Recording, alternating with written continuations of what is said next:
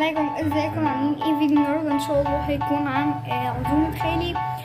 فقبل ما نبدأ الفيديو ما تنسوش تدعمونا باللايك والاشتراك وتفعيل زر الجرس. هوريكم الاكل المغربي عموما منظم ازاي، بيقدموا لنا اكتر من وجبة. فكملوا الفيديو للاخر.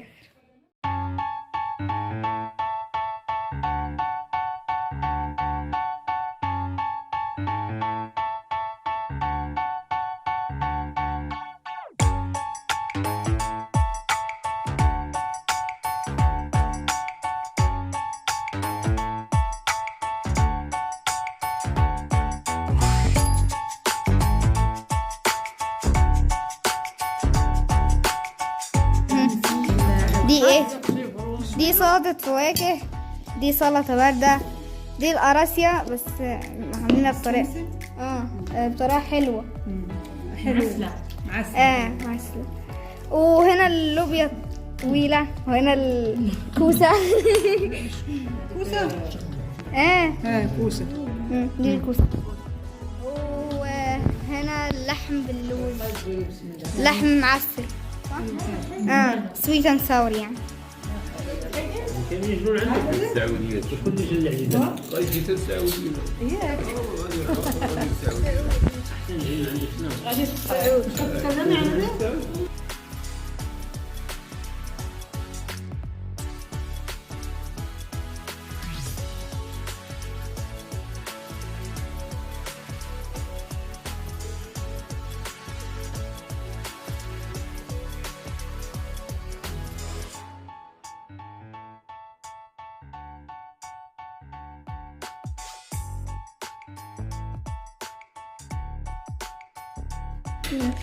كل لا هذا كده. دلوقتي يا جماعة بيرصوا الأطباق.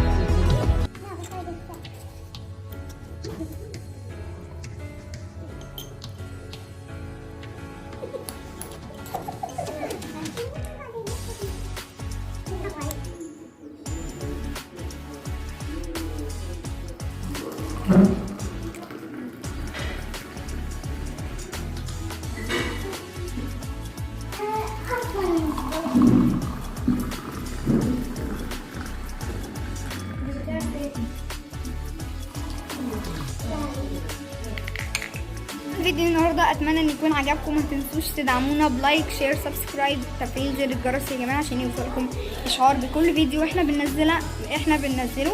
وزي ما شفتوا الاكل هنا منظم جدا يا جماعه. في الوجبه الاولى، الوجبه الثانيه، الوجبه الثالثه، اخر حاجه بقى الختام بتكون الشاي الاخضر، واللي هو زي ما قلت لكم المشروب الرسمي للمغاربه. فبس باي باي.